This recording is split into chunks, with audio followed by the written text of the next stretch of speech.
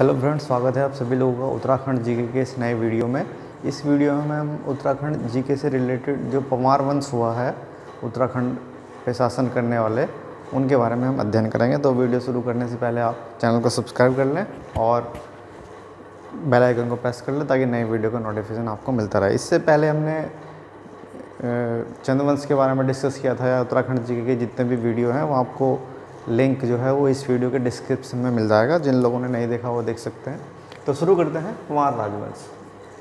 तो जैसे कि हमने पढ़ा था कि कत्यूरी वंश के अंत के बाद, जैसे सपोज उस टाइम का उत्तराखंड ये रहा होगा और कत्यूरी यहाँ शासन करते थे, तो जो इसका पूर्वी क्षेत्र था वहाँ पर हमने पढ़ा था कि चंद्रवंश शासन करने लगे थे, और जो पूर्वी क्षेत्र था पश्चिमी क्षेत्र था, वहाँ पर छोटे छोटे गढ़ों के माध्यम से सामंतों के माध्यम से ये शासन किया करते थे कत्यूरी राजवंश। ठीक है, तो उसमें से एक गढ़ हुआ करता था चांदपुर गढ़।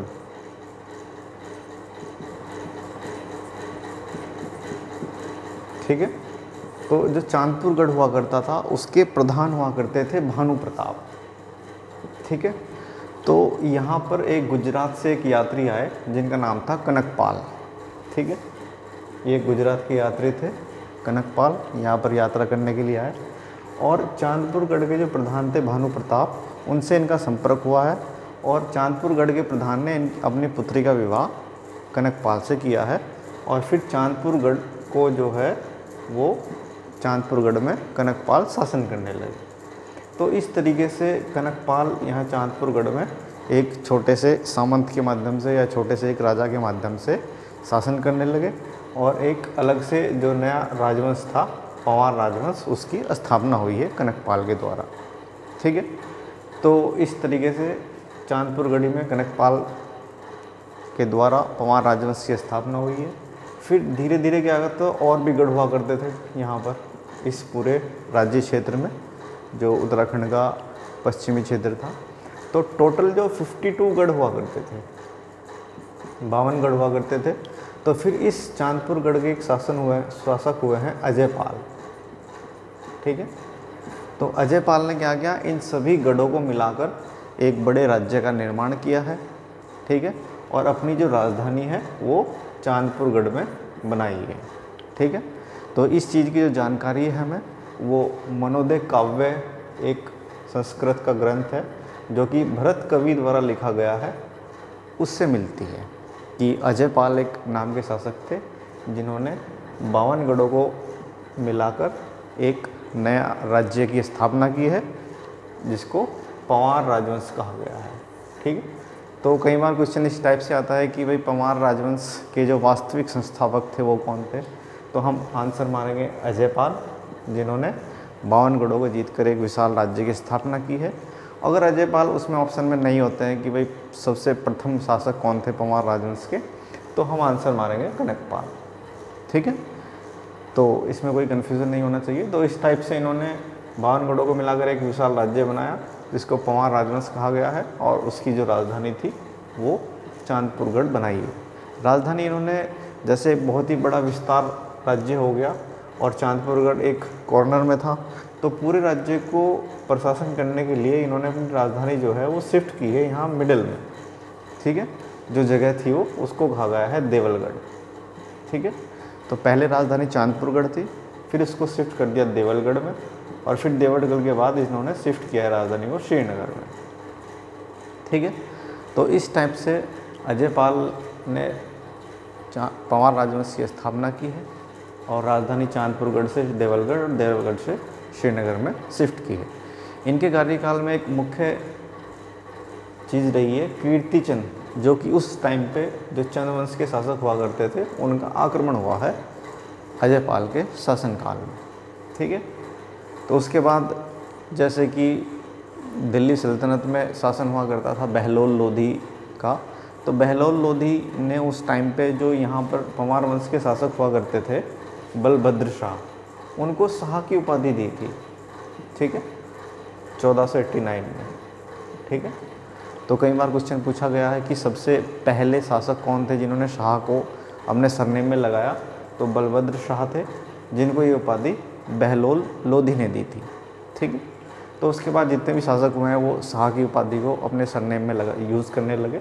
तो उसके बाद कालांतर में जो कुछ मुख्य शासक पंवार वंश के जो रहे हैं और उनके कार्यकाल में क्या क्या प्रमुख कार्य हुए हैं उनका अध्ययन हम करते हैं। तो एक मुख्य शासक रहे हैं इनमें से मानशाह, ठीक है, जिनका कार्यकाल है 1591 से 1611 के बीच, ठीक है। उस टाइम पे दिल्ली में शासन हुआ करता था अकबर का काल रहा है 1605 तक, और फिर 1605 के बाद जहांगीर का काल रहा है उनके पुत्र का। तो ये मानशाह जो है वो अकबर और जहांगीर के समकालीन थे, ठीक है। कई बार क्वेश्चन इस टाइप से आ सकता है कि पंवार राजवंश में अकबर के समकालीन कौन से राजा शासन करते थे, तो मानशाह करते थे, और जहांगीर के काल में भी इनका कुछ काल रहा है मानशाह का, ठीक है। तो जो भरत कवि थे जिन्होंने पंवार वंश के बारे में जानकारी जो मिलती है, मनोदय काव्य, वो इनके दरबारी कवि हुआ करते थे, ठीक है। बहुत ही इंपॉर्टेंट क्वेश्चन है। तो जो भरत कवि थे वो मानशाह के दरबारी कवि थे, जिन्होंने एक पुस्तक तो ये लिखी है मनोदय काव्य, एक दूसरी पुस्तक इन्होंने लिखी है ज्योतिषाचार्य, ठीक है। तो भरत कवि की दो पुस्तकें आ गई हैं, एक हो गई हमारी मनोदय काव्य और दूसरी हो गई हमारी ज्योतिषाचार्य, ठीक है। तो मानशाह के दरबार में ये दरबारी कवि थे।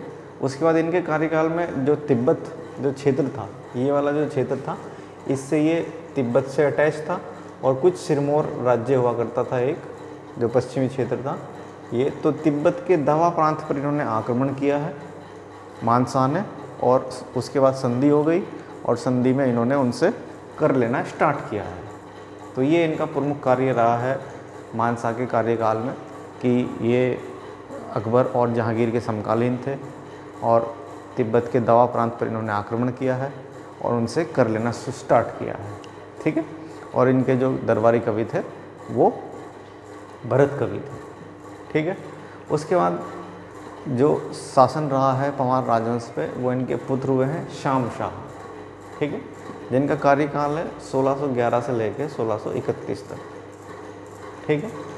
तो इन्होंने भी क्या किया, जहांगीर से मुलाकात की, मानशाह के पुत्र थे, जहांगीर से मुलाकात की इन्होंने आगरा में जाकर, और वहाँ पर आगरा में जाकर जब मुलाकात की है, इसका जो वर्णन है वो जहांगीरनामा एक पुस्तक है उसमें मिलता है हमें, ठीक है।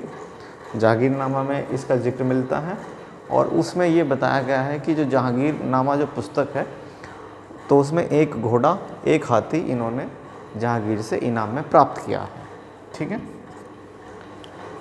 तो श्याम शाह का एक प्रमुख कार्य ये था कि इन्होंने जहांगीर से मुलाकात की।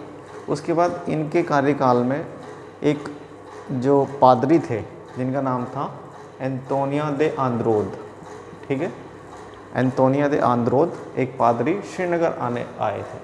तो पहले एक पादरी थे जो श्रीनगर आए थे, वो अंतोनियो दी आंद्रेद थे, जो कि श्याम शाह के कार्यकाल में आए थे, ठीक है। एक्चुअली इनका आने का पर्पज़ क्या था, यहाँ ये तिब्बत जाना चाहते थे, और ये श्रीनगर से होते हुए आए थे। तो उस समय पर यहाँ पर राजधानी श्रीनगर हो चुकी थी, और यहाँ पर शासन किया करते थे श्याम शाह, ठीक है। तो श्याम शाह के कार्यकाल में अंतोनियो दे आंद्रेद पादरी जो है वो श्रीनगर आए हैं, ठीक है। उसके बाद क्या हुआ कि इनके आने के बाद कुछ और दूसरे पादरी दल आए थे, जिसको कहा गया है जेसुइट पादरियों का एक दल, ठीक है, जो कि श्रीनगर आया था, और वो श्रीनगर होते हुए तिब्बत गए थे। जेसुइट पादरी और एंतोनियो दे आंद्रोद पादरी, ठीक है।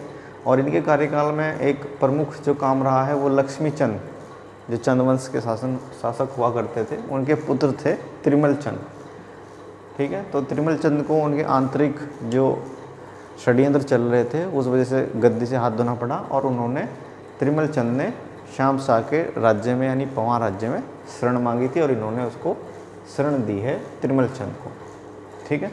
तो उसके बाद इनकी जो मृत्यु थी वो 1631 में हो गई। उस टाइम पे जो हमारा जेसुइट पादरियों का जो दल था वो श्रीनगर में मौजूद था। तो इनके अंतिम संस्कार के बाद ही जेसुइट पादरी तिब्बत के लिए रवाना हुए, और जैसे ही इनकी मृत्यु हुई तो इनकी मृत्यु के बाद सती प्रथा का भी उल्लेख यहाँ पर मिलता है कि इनके मृत्यु के बाद 60 रानियों का सती होने का उल्लेख मिलता है हमें विभिन्न ग्रंथों से। तो ये कुछ प्रमुख कार्य श्याम शाह के कार्यकाल के रहे हैं। उसके बाद पंवार राजवंश पे जो शासन हुआ है वो हुआ है महीपति शाह का, ठीक है। तो महीपति शाह का जो कार्यकाल रहा है वो 1631 से 1635 तक का रहा है। और उन्होंने भी क्या किया, तिब्बत पे आक्रमण किया, दवा प्रांत पे, ठीक है। और तिब्बत में क्या था, वहाँ ठंड बहुत ज़्यादा रहती थी, तो एक प्रथा चलती थी कि जब खाना आप बनाएंगे या खाना खाएंगे तो आप लुंगी पहन के खाएंगे, ठीक है। तो उस प्रथा को तोड़ने के लिए, क्योंकि वहाँ ठंड बहुत ज़्यादा थी, उन्होंने तिब्बत पर आक्रमण किया था, तो एक प्रथा का इन्होंने प्रचलन किया है जिसको कहा गया है रोटी सूची प्रथा, ठीक है।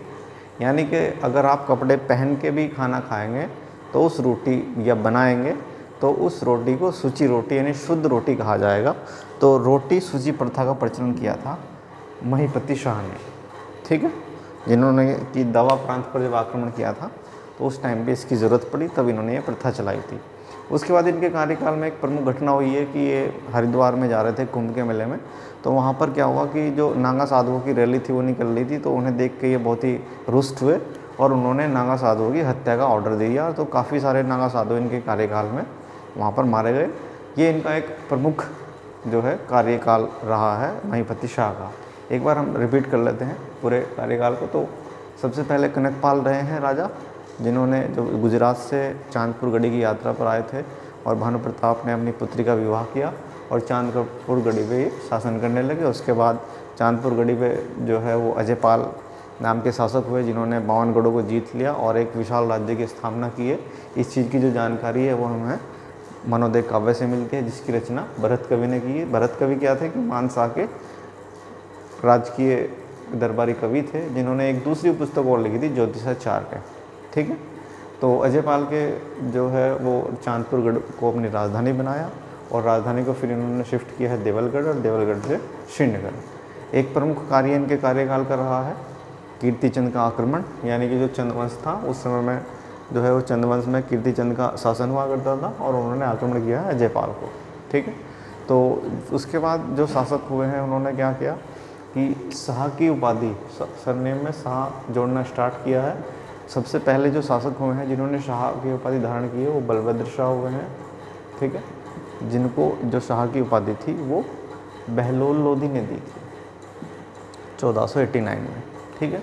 उसके बाद पंवार राज्य पर शासक हुए हैं मानशाह, जिनका कार्यकाल था 1591 से 1611 और भरत कवि इनके दरबारी कवि थे। जहांगीर और अकबर के समकालीन थे। दवा प्रांत पर इन्होंने आक्रमण किया है, ठीक है, वहाँ से कर लेना स्टार्ट किया है।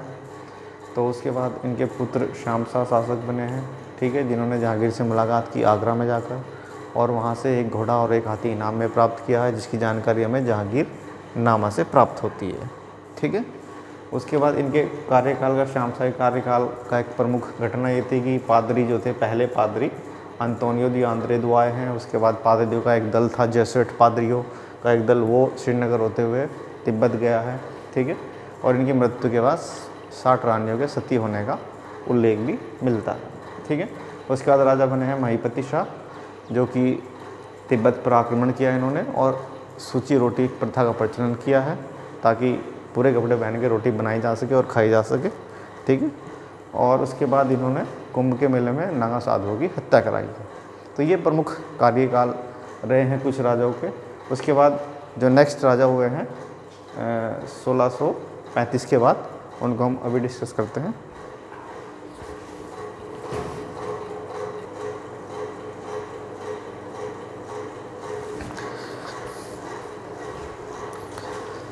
तो उसके बाद महीपति शाह की जब मृत्यु हो जाती है तो उसके बाद उनके जो पुत्र थे पृथ्वीपति शाह, जो कि उस टाइम अल्प वयस्क थे, तो उनकी जो माता थी यानी कि पृथ्वीपति शाह की जो पत्नी थी, उन्होंने शासन की बागडोर संभाली है 1635 से लेकर 1640 तक, ठीक है।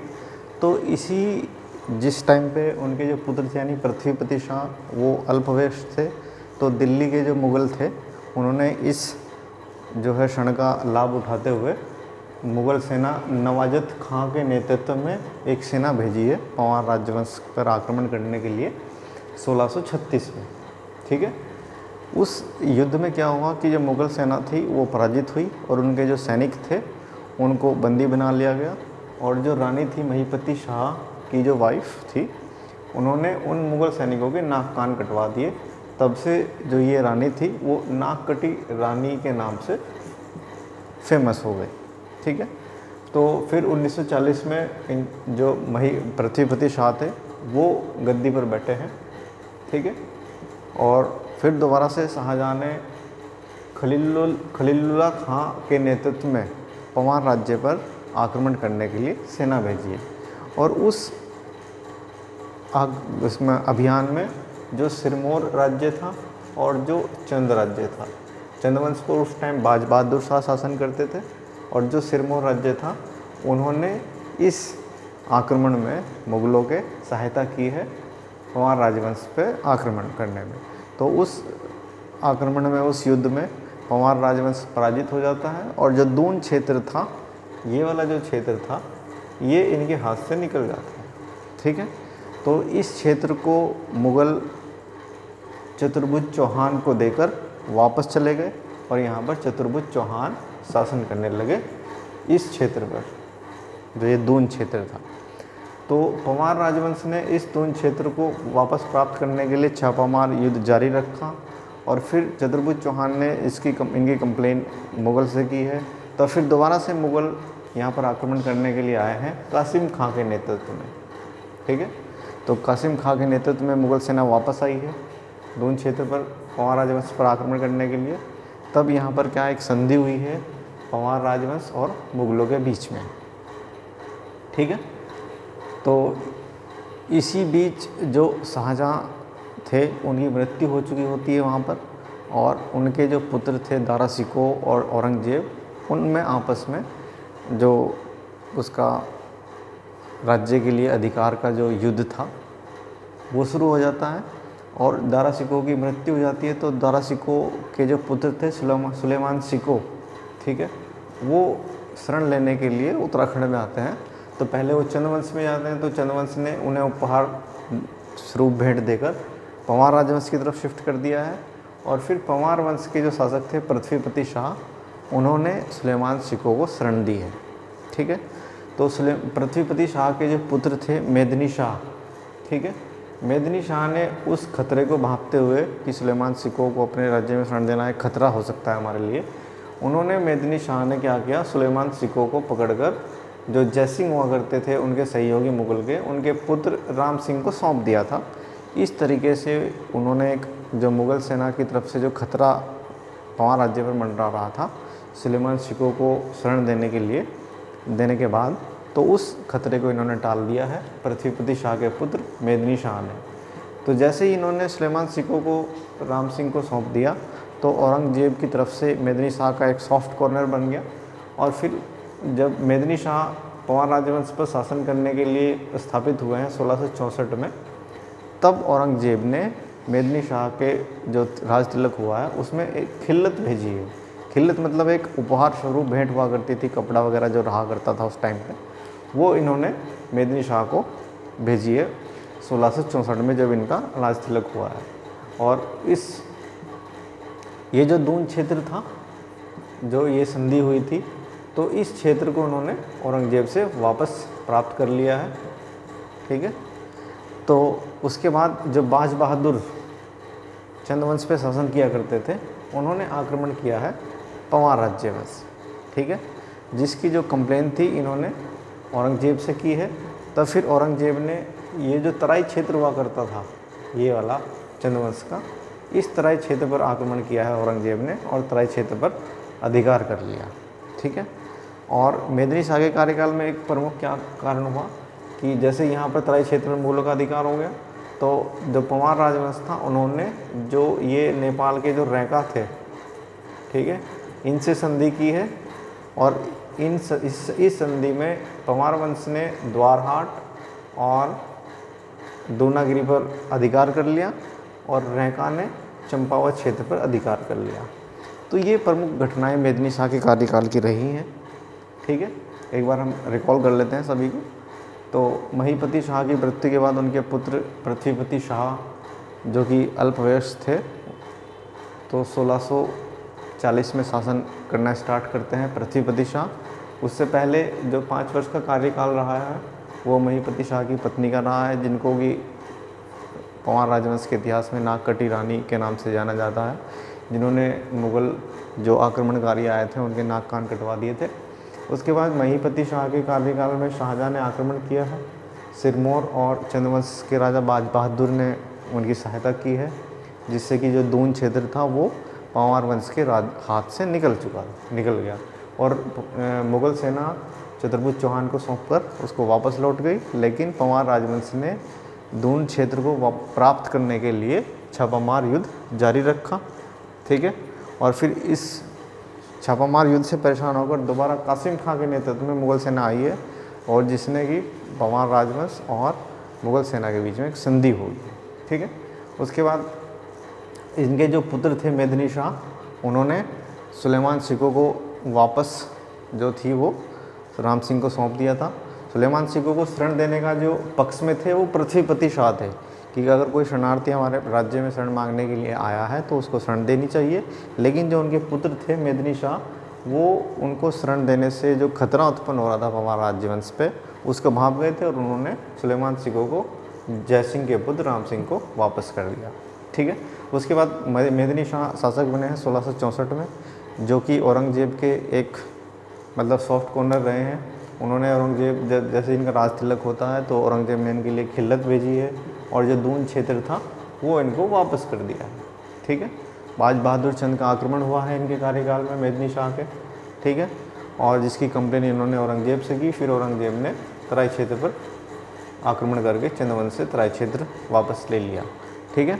और उसके बाद फिर मेदिनी शाह के कार्यकाल में जो पंवार राजवंश था और जो रैका थे उनके बीच में एक संधि हुई है, जिससे कि इन्होंने पंवार राजवंश ने द्वारहाट और दोनागिरी पर अधिकार किया और रैका ने चंपावत क्षेत्र पर अधिकार कर लिया।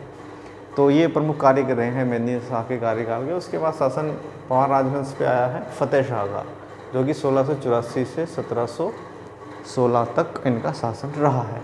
इसकी जो जानकारी है वो हमें फतेह शाह यशोवर्मन काल्य एक किताब है जो कि रामचंद्र कंडियाल ने लिखी है, उससे हमें इनके कार्यकाल की जानकारी मिलती है, ठीक है। तो इनके कार्यकाल में कुछ जो प्रमुख कार्य रहे हैं फतेह शाह के, वो रहा है कि सिरमौर जो राज्य था उस पर इन्होंने आक्रमण किया है। सिरमौर के जो राजा थे उस टाइम पे वो मेदिनी प्रकाश हुआ करते थे। मेदिनी प्रकाश ने जो सिखों के 10वें गुरु थे गुरु गोविंद सिंह, उनसे जो पोंटा जो क्षेत्र था, यहाँ पर पोंटा जो क्षेत्र था, इस पोंटा क्षेत्र में निवास करने के लिए आग्रह किया और वो यहाँ निवास करने लगे गुरु गोविंद सिंह पोंटा क्षेत्र में। तब सिखों की सेना ने और सिरमौर राज्य की संयुक्त सेना ने पंवार राज्य पर आक्रमण किया है, ठीक है, जिसमें फतेह शाह जो है वो पराजित हुए हैं, ठीक है। फतेह शाह पराजित हो गए। तो ये प्रमुख घटनाएं रही हैं फतेह शाह के कार्यकाल की, ठीक है। उसके बाद फतेह शाह के कार्यकाल के बाद 1716 जब में इनकी मृत्यु हुई तो प्रदीप शाह इनके जो पुत्र थे वो शासक बने हैं और उनकी जो उम्र थी उस टाइम पे वो 5 वर्ष थी। तो इनकी जो माता थी प्रदीप शाह की, वो इनकी एक राज्य की संरक्षक के तौर पर रही है, ठीक है। तो 1723 में इस मौके का फ़ायदा उठाकर जो चंद्रवंश थे उन्होंने आक्रमण कर दिया और पंवार राज्य पर काफ़ी क्षेत्र पर इन्होंने अपना अधिकार कर लिया। तो इस टाइम पे जो चंद्रवंश के शासक थे वो हुआ करते थे देवीचंद, ठीक है। तो इस जीत से उत्साहित होकर इन्होंने फैसला किया कि हम दिल्ली पर भी अधिकार करेंगे। तो इसलिए जो देवीचंद थे उनको चंद्रवंश का तुगलक कहा जाता है, ठीक है। तो प्रदीप शाह के कार्यकाल में जब उनकी जो एज थी वो बढ़ गई तो लगभग 1729-30 में इन्होंने राज्य को अपने हाथ में ले लिया और इन्होंने क्या किया कि जो चंद्रवंश के जो झगड़ा आपस में चलता रहता था, चंद्रवंश के शासक उस टाइम पे 29-30 में कल्याण चंद बन चुके थे और कल्याण चंद को प्रदीप शाह ने भेंट स्वरूप कुछ उपहार भेजे, जिससे कि आपस में जो दुश्मनी का माहौल है वो ख़त्म हो सके और एक मित्रता जनरेट हो सके। तो इस तरीके से इन्होंने कल्याण चंद को उपहार भेजे और चंद्रवंश से मित्रता की एक पहल स्टार्ट की और आपस में मित्रता स्थापित हुई। कुछ समय बाद जब चंद्रवंश पे रोहेलों का आक्रमण हुआ है तो चंद्रवंश को के जो राजा थे वो उनको यहाँ से अल्मोड़ा छोड़ना पड़ा और उन्होंने पंवार राजवंश में शरण मांगी, जिससे कि इन्होंने पंवार राजवंश ने इनको शरण दी है। और इस तरीके से एक मित्रता का माहौल इनके कार्यकाल में, प्रदीप शाह के कार्यकाल में चंद्रवंश का और पंवार राजवंश का रहा है। उसके बाद प्रदीप शाह के बाद यहाँ पर शासन हुआ है ललित शाह का। ठीक है,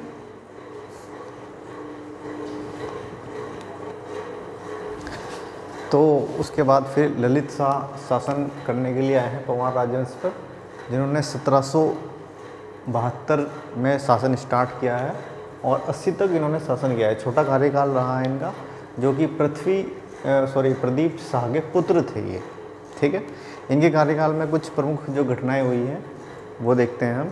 सबसे पहले तो इनके जो कार्यकाल है उसकी जो जानकारी हमें वो सिख ग्रंथों से मिलती है। ठीक है, और जो मोलाराम की एक पुस्तक है गढ़राज वंश काल्य, ठीक है, मोलाराम ने लिखी है गढ़राज वंश काल्य, इससे ललित शाह के जो कार्यकाल है उनकी जानकारी हमें मिलती है।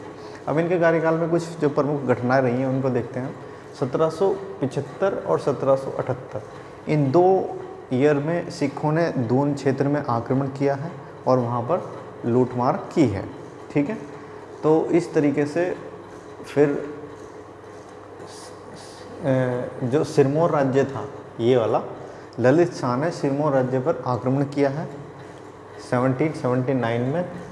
ठीक है, और सिरमौर राज्य में आक्रमण करने के बाद इन्होंने एक जो क्षेत्र था बैराटगढ़ उस पर अधिकार कर लिया और फिर आगे फर्दर इन्होंने आक्रमण किया है कालसी क्षेत्र पर, लेकिन कालसी क्षेत्र में ये पराजित हो गए, जिससे वहाँ पर एक इनकी संधि स्थापित हुई है सिरमौर और पंवार राजवंश के बीच में। तो ललित शाह के कार्यकाल में जो प्रमुख कार्य हुए हैं, एक तो सिरमौर राज्य पर इनका आक्रमण हुआ है, जहाँ पर बैराटगढ़ में इन्होंने विजय प्राप्त करी और उसको अपने अधिकार में लिया है। दूसरा, जो सिखों का जो आक्रमण था वो दून क्षेत्र में होता रहता था और इनके कार्यकाल की जो जानकारी है वो मोलाराम द्वारा रचित